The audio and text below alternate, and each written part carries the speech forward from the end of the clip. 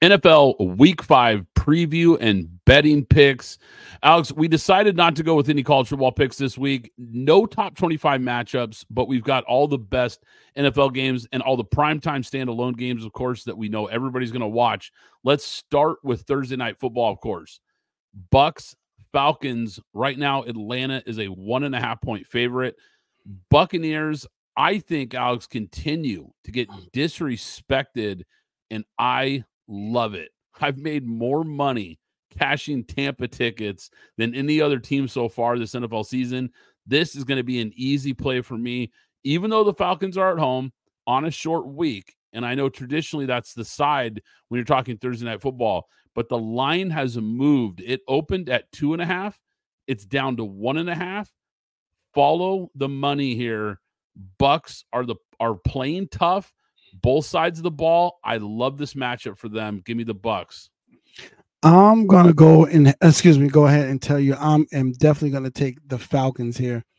I figured this is gonna be a home and home. I think this is gonna be a big game in terms of that specific division. So I'm gonna take when it comes to the Buccaneers at home, I'm gonna take them. But right now, I'm gonna take the Falcons at home. They're a gritty team.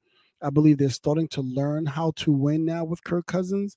And I think we're going to see a different team. They're going to be able to shut down Mike Evans.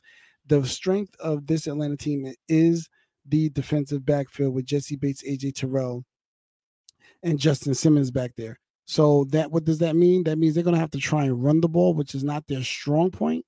They're getting better with Bucky Irving, but it's not their strong point. I think Mike Evans and Chris Godwin and company are going to have a tough time trying to grind something out here against the Atlanta Falcons.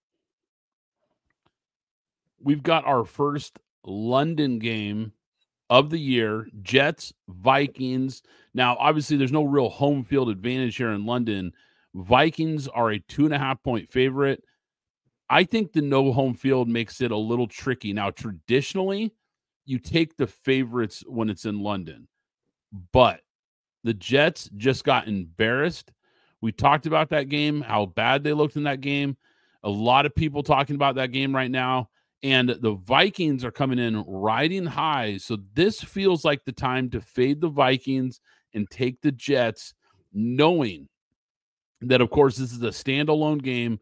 Everybody's going to be watching, and the Jets getting trashed all week in the media. I expect them to come out sharp and focused. I think they have something to prove here. I think they're the hungrier team. I also like the under in this game because I don't think it's going to be very high scoring, but give me the Jets plus 2.5. I totally agree on both points, on the team to win and as well as to go on the under. Going overseas, we know that's going to be a little bit different. I haven't checked the weather, so I'm not sure about that, but we know sometimes London can be a little bit dreary and a lot of overcast, but I 1000% agree. You fade the Vikings here.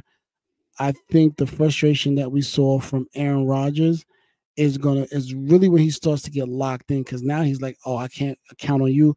I'm going to have to go ahead and do this myself.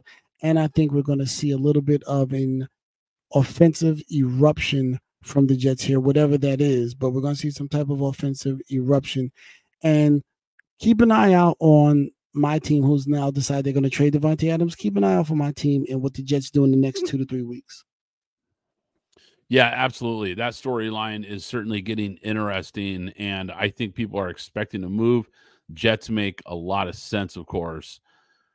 How about Bills, Texans? I think this might be the best matchup possibly of the week. Bills are a 1-point favorite here. Now, they opened at that number. It hasn't moved a whole lot, but this is a Bills team that got exposed last week in the middle of that defense versus the Ravens, especially stopping the run. But here's the thing. Texans don't have that type of run game. They don't have a Derrick Henry. They don't have that type of offense, especially with Joe Mixon out. I think the Bills are the play here. I think they'd be a 3, maybe 3.5-point favorite if they didn't get crushed by Baltimore. And we know that tends to leave a sour taste in bettors' mouths after you watch a team get beat like that. Usually that's when you've got to back a team the following week, because that's usually when you're going to see a really good effort. So I think there's some value here. And here's something that you have said a lot, Alex, on the podcast and in the past. CJ Stroud had that historic rookie season. And not that he's been bad, but he hasn't been as good this year. And you always talk about show me a guy once they get some tape on you. And I think that's what we're seeing this year because it hasn't been as easy and as effortless this year. They've kind of had to grind out some wins here. I like the Bills here in this spot. I think this is a great game. It should be a close game, but I think the Bills is the play. What do you think? Well, I'm going in a complete opposite direction here. I think the Bills are not a tough team. Mike Milano is out. Terrell Bernard is going to be out. Von Miller has been suspended for a game. So now this defense, which is their strength, is really truly not even in the front seven, in the front four. All the key players out with the exception of Greg Rousseau, and I'm not a believer in Ed Oliver. And the defensive backfield is one of the worst in the league. Sorry, DeMar Hamlin, but I'm happy you're playing. But like you mentioned before, if you listen to your player of the week, Nico Collins, now you have Nico Collins, Stephon Diggs with his quote-unquote revenge game, Tank Dell, and there's still Damian Pierce as well as Cam Akers on his teams, and they have the better offensive line. I think the Texans are going to dominate. This line even decides to move, I don't care whether it moves up, down, left, right. Take the Texans, lay the points. They're going to beat the Bills by 10 or more points. Wow. Bold take here in a 1-point spread with the double-digit call. I like it, Alex. You're really feeling the Texans this week. Sunday Night Football. This one is a really interesting matchup, and we've got an old school interconference rivalry here. Dallas Cowboys, Pittsburgh Steelers, two of the biggest brands in the NFL squaring off in this one. This should be a fun game, though. Steelers come into this game right now as a 2.5-point favorite. Pittsburgh coming off of that loss, their first loss of the year against the Colts. They were really up and down in that game. At one point, it looked like they were going to get blown out. They made a push to make it interesting. Justin Fields kind of had some hot and cold moments. Dallas hasn't looked right, though, Alex. And we've talked about this team. They just have not looked like the team we saw last year. And it's something that we expected from this team. It's certainly coming to fruition here. Dallas is a team that we know in their DNA. They want to throw the ball. And quite frankly, this Steelers team, they want you to throw the ball because guys like TJ Watt and Highsmith can wreck football games when you throw on this team. Steelers might be without their top two running backs in this game, but quite frankly, I'm not sure it matters because Dallas can't stop the run. And circle Justin Fields in this game because I think he'll be a big factor on the ground in this game. Plus, Dallas without its top two defensive players, I like Pittsburgh here in a bounce back spot. Yeah, absolutely. This will be Pittsburgh in a bounce back spot. But to be fair to the Cowboys, even though the funny thing is they're missing their two defensive stalwarts, and the Steelers are going to be missing two of their starting offensive linemen on an already depleted line as it is. So the kryptonite that they would have for the Steelers is not on the field for the Cowboys. And what you said to dominate the Cowboys is not playing for the Steelers in terms of that offensive line to dominate with those two running backs. Let's be fair. You know, Najee Harris and Jalen Warren are a really good tandem, probably a top 5 tandem in this league. But I am with you because I'm going to take the Steeler defense, like you said, because we don't know what the running game is in Dallas right now. Rico Dowdle, nothing. Zeke, nothing. Deuce, nothing. And by the looks of it, you know, think about this, Brad.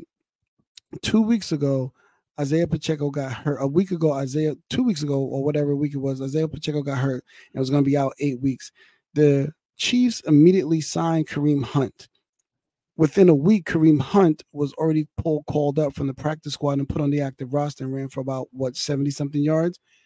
Dalvin Cook was signed to the Cowboys before the season started, and he still is on the practice squad, which tells me Kareem Hunt was in shape and waiting for this moment, and Dalvin Cook is lazy and was not ready for this moment because this is a team that needs running, and they can't even pull up a guy who is a proven runner in this league. So I'm definitely taking the Steelers. They're going to be one-dimensional. You know, Tyler Guyton, who I said I didn't like, he did look good in Flash. However, he's been terrible against big-time opponents, but most people are as well. But here come TJ Watt, and even if he gets Alexander Highsmith, it's the same issue. And then the two corners, plus Minka Fitzpatrick. This spells disaster for the Cowboys, and as well as my theory coming true that they're not going to make the playoffs.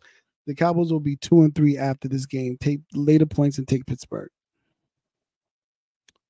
Monday Night Football, Saints, Chiefs. Interesting matchup here. Kansas City, 5.5-point favorites in this one. Now, last podcast episode, if you guys haven't checked it out, go back and listen. It's here on YouTube or, of course, Apple Podcasts, Spotify, wherever you get your podcast. I said the Saints have come back down to earth. And we talked about this team a little bit, Alex, because I said that 2-0 start was looking like a mirage. So naturally, I'm taking the Saints here, plus 5.5, because look, Kansas City, we know who they are. We know the championship pedigree, blah, blah, blah. We get all that. But look, Kansas City isn't blowing out anyone these days. They are always in tight games. This offense has no weapons with Rashee Rice out. Kelsey looks like a shell of himself. They just don't have anybody to really move the ball. Now, the defense is great, and we know that. But this is now a desperate Saints football team that really needs to get back on track and really needs to bounce back here in a big game, in a big spotlight game. Now, look, KC, they always find ways to win games. So I'm not taking them to lose this game, but I am taking the 5.5 points with the Saints because I think that number is just a little too big in a game that I think could be really close. So give me the Saints and the points here. The pause was because I was thinking about taking the Saints to win and take the points. But I'll back up for a moment while I think about it as I'm saying what I'm saying. So this is really about the Chiefs right here. There's no Isaiah Pacheco. We saw Kareem Hunt for one game, but that could be a flash. We need to see if he can be consistent. Number two, the left side of that offensive line, even though they're switching back and forth with Samaya Tua, I believe, as well as Wanye Morris at that left tackle position. Cam Jordan still plays for this team. This team is still a really, really good defense, and the defense has been playing consistent and playing consistently well. You talked about Rashee Rice is out. So now a guy that a lot of us were talking about, especially in fantasy, Sky Moore has to step up. Mecole Hardman has to step up. We've seen what we've seen from Xavier Worthy, but we believe in terms of his tape, still a little bit a bad route runner and a one-trick pony, but leave it up to Andy Reid to find a way to get the ball into his hands. So I'm not sure if I'm comfortable with this team. And that Saints defense, like I said, is good.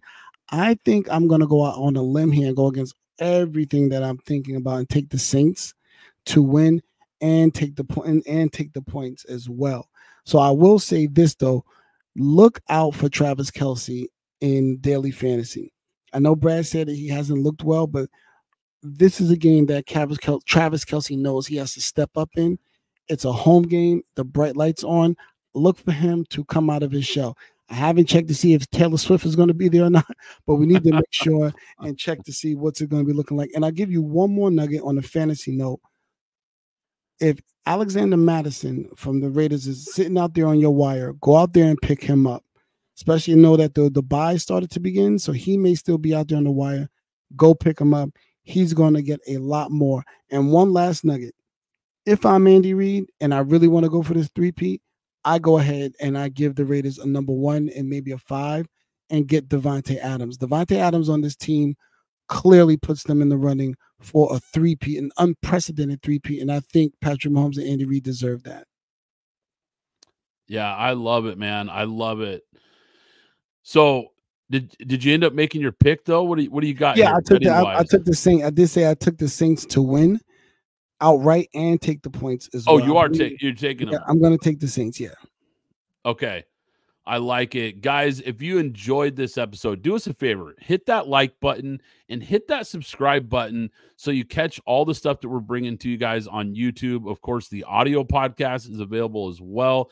If you don't listen here, check it out on Spotify, Apple Podcasts, wherever you get your podcasts. And go to the website, pintglassfootball.com, and check out the free newsletter. Last week, I put out some additional betting picks, went 2 for 3 on those. Going to have some more coming out in the newsletter here soon. So go ahead and check that out, guys.